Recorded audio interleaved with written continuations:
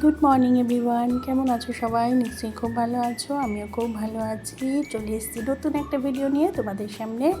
আর আজ হচ্ছে শনিবার। তা চলো এখন থেকে তোমাদের সবাইকে সঙ্গে নিয়ে ভিডিওটা শুরু করে দিই ঝটপট। আর এখন সকালবেলার যত যা কিছু কাজকর্ম ছিল সেগুলো সব কিছু পরিপাটি করে আমি সেরে নিয়েছি। আর পাশেই দেখছো ওই গামলিতে সমস্ত কিছু উপর দিয়ে দিয়েছি ঝুড়িতে। তারপর আমি ঠাকুরঘরে গেছি, ঠাকুরঘরে কাজকর্ম করেছি। এখন চলে এসেছি সোজা টিফিন বানাতে। আজকে একটু রুটি আর কুমড়ো আলুর তরকারি করব। তা কুমড়ো আলু তরকারিটা শুধু কেমন কেমন একটা লাগে, সেই জন্য অল্প করে একটু পেঁয়াজ কুচো দিয়েছি। আর কুমড়ো আলুর তরকারিতে দেখবে পেঁয়াজ কুচো দিয়ে খেতে খুব সুন্দর লাগে, একটা অন্যরকম একটা গন্ধ আসে, দারুণ গন্ধটা আসে। আর কুমড়ো আলুর তরকারির মধ্যে আমি কিছু মানে কোনো মশলা অ্যাড করিনি, শুধু শুকনো লঙ্কা, পাঁচফোড়ন আর একটু পেঁয়াজ এই দিয়ে আমি করেছি, তরকারিটা করেছি। এখন রুটিও করে নিয়েছি, আর তার সাথে আছে বোঁদে।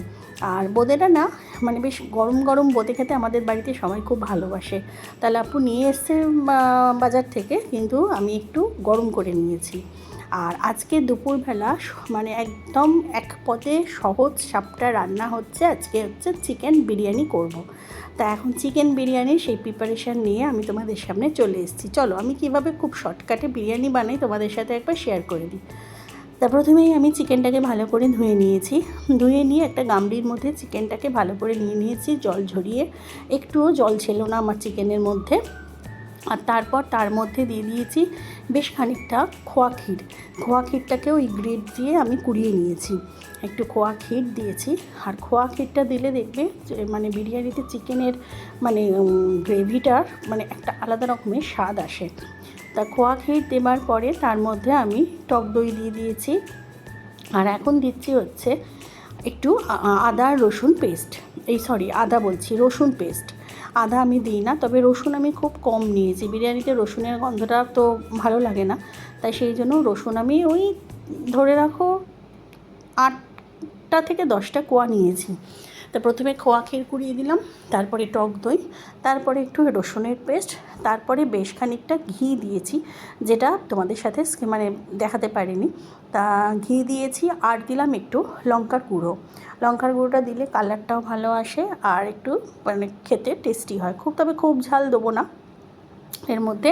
আর তার মধ্যে দিয়েছি গোলাপ জল, কেওড়ার জল, আতরটা তো প্রথমেই দেখালাম। আর গোলাপ জল, কেওড়ার জল, আতর সব কিছু আমি মিক্সড করেছি, করে চিকেনটাকে ভালো করে মাখিয়ে এই যে বেশ 2-2.5 ঘন্টার জন্য আমি রেখে দিলাম। এবার যে দুধটা বিরিয়ানিতে আমি লেয়ারের সাথে মানে লেয়ারের ওপর দিয়ে দুধটাকে আমি দেবো, সেই দুধটা এখন ভালো করে তৈরি করে দিচ্ছি। আর প্রথমেই আমি বলি, আমি কোনো কেশর কিন্তু অ্যাড করি না, জাফরান কিন্তু কোনো অ্যাড করি না। কারণ জাফরান আমি যত দাম দিয়ে কিনি না কেন, এখন সেই অরিজিনাল জাফরান আর পাওয়া যায় না। তাই জাফরানের যে কালার, সেই কালার কিন্তু শুধু বিরিয়ানিতে ঠিকঠাকভাবে আসে না। তার জন্য একটু কেশরি কালার রং, যেটা ফুড কালার, যেটা আমি পোলাওতে ইউজ করি, ওটা হচ্ছে কেশরির রং। তা ওই ফুড কালারটাই আমি ইউজ করি।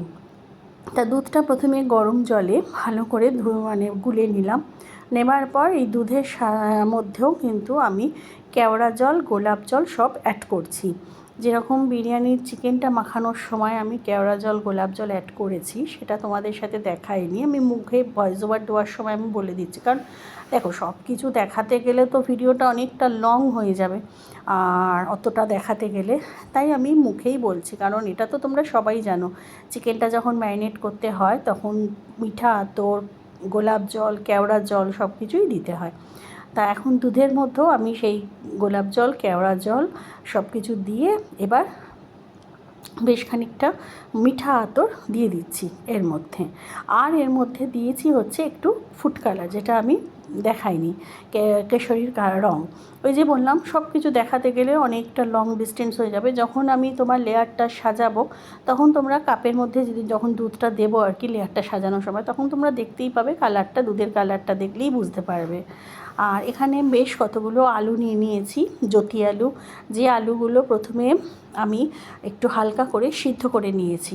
সিদ্ধ করার সময় আলুর মধ্যে যে জলের মধ্যে আলুটাকে সিদ্ধ সিদ্ধ করেছি সেই জলের মধ্যেও কিন্তু আমি সেম ইনগ্রিডিয়েন্টসগুলো দিয়েছি, যেরকম তোমার গোলাপ জল, কেওড়া জল, মিঠা আতর, একটু বিরিয়ানি মশলা, সব কিছুই ওই জলের মধ্যে আমি দিয়েছিলাম, যাতে আলুগুলোর মধ্যে একটু সেই বিরিয়ানির মানে গন্ধটা ঢুকে যায়। আর তোমাদের দেখানো হয়নি, চিকেনের মধ্যে আমি বিরিয়ানির যে মশলাটা অ্যাড করেছি সেটা হচ্ছে এই যে এভারেস্টের শাহি বিরিয়ানি মশলা। এটা খুব ভালো একটা টেস্ট আনে আর গন্ধটাও অপূর্ব বিরিয়ানি মশলা। তোমরা যে কেউ এই বিরিয়ানি মশলাটা ইউজ করতে পারো, আমি তো এটাই ইউজ করি, এটা ভীষণ ভালো হয়।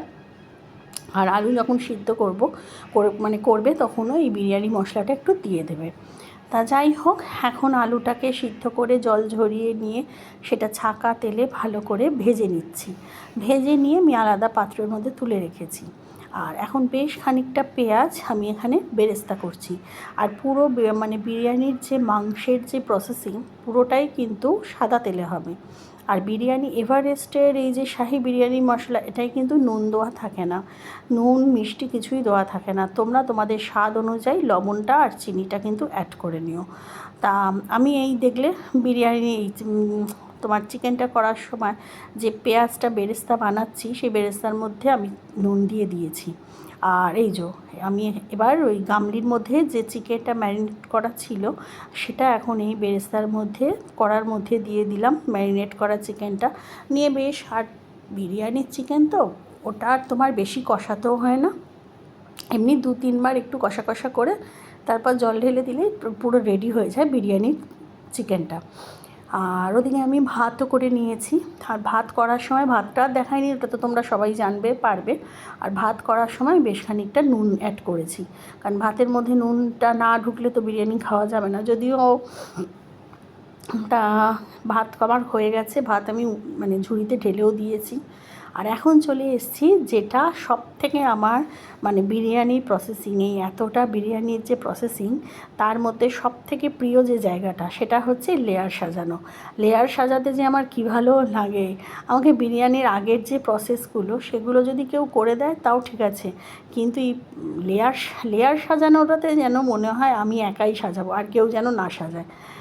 তা প্রথমে আমি হাঁড়িতে, এটা আমার একটা পিতলের বড় হাঁড়ি, আর এই হাঁড়ির মধ্যে আমি প্রথমে ঘি মাখিয়ে নিয়েছি, বেশ খানিকটা ভিতরের দিকে ঘিটা মাখিয়ে নিয়েছি, যাতে ভাতগুলো সাইডে যখন আমি লেয়ারটা সাজাবো তখন যখন ভাপে বসাবো তখন যেন মানে ড্রাই হয়ে না যায়। এবার আস্তে আস্তে ভাত নিচ্ছি প্লেটের মধ্যে, কারণ হাতা দিলে অনেক সময় কী হয়, ভাতগুলো ভেঙে যায়। তাই আমি দেখো কী সুন্দরভাবে, আর ভাতগুলো এত সুন্দর হয়েছে, মানে অপূর্ব ভাতগুলো হয়েছে, একটা ভাতও একটা চালও আমার ভাঙেনি। আর এইভাবে হাঁড়িটাকে ঘুরিয়ে ঘুরিয়ে আমি মানে লেয়ারটাকে সাজিয়ে নিচ্ছি। আর এই যে এরপরে আলুগুলো দিয়ে দেবো। প্রথমে চিকেনটা দিলাম, পুরো চিকেন মানে যতগুলো চিকেন ছিল সব কটা দিয়ে দিলাম। তারপরে গ্রেভিটা, বেশ খানিকটা গ্রেভিও দিয়ে দিলাম। আর এখন ওপর থেকে এই আলুগুলো সাজিয়ে দিচ্ছি। আর অনেকগুলোই আমি আলু দিয়েছি, কারণ বিরিয়ানিতে না সব থেকে আমার চিকেন মাটন যাই বলো মাংসর থেকে আলু দিয়ে বেশি খেতে ভালো লাগে। আর গ্রেভির মধ্যে অল্প একটু গ্রেভি আমি রেখে দিয়েছি। আর প্রথম ধাপে তো ভাতটা দিলাম, তারপরে আলুগুলো দেওয়ার পরে এই গ্রেভিটা একটু করে আলুর মধ্যে, ভাতের মধ্যে দিয়ে দিলাম। তাতে কি হয়, ভাতটা না পুরো ড্রাই হয়ে যায় না, নিচের ভাতটা তো খুবই সুন্দর হয়, মানে জুসি, আর ওপরের ভাতটা যাতে মানে শুকনো ড্রাই না হয় তার জন্য। এই দেখো বলছিলাম না, দুধটা আমি ফুড কালার দিয়েছি, কেশরি যে কালারটা, জাফরান আমি ইউজ করি না, কারণ জাফরান ইউজ করলে আমি দেখেছি জাফরানে এই কালারটা আমি পাই না। তা সেটাই আমি এখন দিয়ে দিচ্ছি। প্রথম ধাপের লেয়ার আমার, প্রথম ধাপ না, এটা সেকেন্ড ধাপ। প্রথম তো আমি চিকেনটা দিলাম গ্রেভি সমেত, আর সেকেন্ড লেয়ারে আমি রাইস দিলাম, আলু দিলাম, তার সাথে দিচ্ছি হচ্ছে তোমার চিকেন গ্রেভির খানিকটা দিলাম, আর দিলাম হচ্ছে দুধে মেশানো যে কেশরির যে জলটা ছিল সেটা দিলাম, আর দিলাম একটু ঘি, চারিদিক দিয়ে ঘি ছড়িয়ে দিলাম যাতে ভাতটা শুকনো না হয়। এরপরে আমি থার্ড ধাপে মানে তৃতীয় ধাপে আমি আবার ভাতটাকে লেয়ার করে নিচ্ছি। আর এটাই আমার লাস্ট লেয়ার। আমি 3টে করেই লেয়ার সাজাই, কারণ আমরা তো মাত্র 3 জন। তা এইবার সাদা ভাতটা যেটুকু আছে আমি হাঁড়িটা ঘুরিয়ে ঘুরিয়ে দিচ্ছি, কারণ তাহলে চারিদিকে সমান পরিমাণে ভাতটা হয়ে থাকবে। আর আমি যখন মানে বিরিয়ানিটা করছিলাম তখন তো আমার নাকের গন্ধটা আসছিলই, আর তারপর আমি এখন যখন ভয়েস ওভার দিতে বসেছি তখন তো মানে আমার মানে বিরিয়ানি খাওয়ার আগে ওই যে গন্ধটা মনে হচ্ছিল আহা কি অপূর্ব গন্ধ। আর এই যে এখন আমি পুরো ফাইনালি লেয়ারটা সাজিয়ে নিয়েছি, নিয়ে ওপর থেকে এই কেশরি ফুড কালার দেওয়া, গোলাপ জল, কেওড়া জল, ফুড কালার, তারপরে মিঠা আতর সব কিছুই আছে এই দুধের মধ্যে। সেই দুধটাই ভালো করে ভিজিয়ে রেখেছিলাম, আর সেই দুধটাই এখন আমি ভাতের লেয়ারের ওপর পুরো ফাইনালি ছড়িয়ে দিচ্ছি। তাতে কি হয়, মানে বিরিয়ানির কালারটা খুব সুন্দর আসে। তা চলো, আমার লেয়ার সাজানো কমপ্লিট। এবার ওপর থেকে দিয়ে দেবো শুধু হচ্ছে একটু ঘি, আর ঘিটা দেওয়ার পরে ব্যাস আমার লেয়ার সাজানো কমপ্লিট হয়ে গেছে।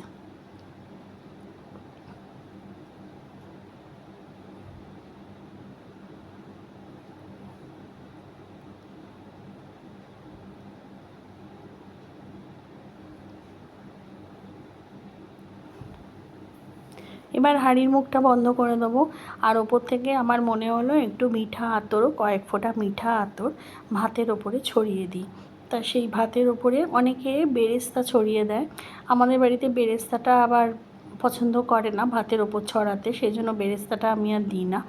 আর আরেক মানে বিরিয়ানি মশলাও দেয় অনেকে ওপর থেকে, তো আমি বিরিয়ানি মশলা যা দেবার সব চিকেন, আলু এর মধ্যেই দিয়ে দিয়েছি গ্রেভির মধ্যে, তাই নতুন করে আর ওপর থেকে শুধু মিঠা আতরটা, দুধে ভেজানো কেশরী রঙটা, আর হচ্ছে ঘি, এইটুকুই আমি ওপর থেকে দিই। এবার বেশ খানিকটা আটা মেখে নিয়ে সেটা হাঁড়ির মুখ বন্ধ করার জন্য হাঁড়ির ওপরে সমানভাবে হাঁড়িকে কভার করে দিচ্ছি। ব্যাস এইবার দেওয়ার পরে ওপর থেকে শুধু একটা ঢাকা দিয়ে বেশ ভালো করে এয়ারটাকে টাইট করে দেবো, যাতে কোনো এয়ার বন্ধ না হয়, মানে বেরিয়ে না যায়। এবার হচ্ছে হাঁড়ির ঢাকা বন্ধ করে দিলাম। এই দেখো ফাইনালি আমার 45 মিনিটের মতো আমি ভাপে ছিল, আর ফাইনালি আমার বিরিয়ানির লুক দেখো, আর চাল দেখো একটাও ভাঙেনি, পুরো লম্বা লম্বা ভাত হয়ে আছে। তাহলে আর খেতেও অসাধারণ হয়েছিল, আর খুব সহজে এই বিরিয়ানিটা করে ফেলা যায়। তাহলে চলো আজকের মতো টাটা।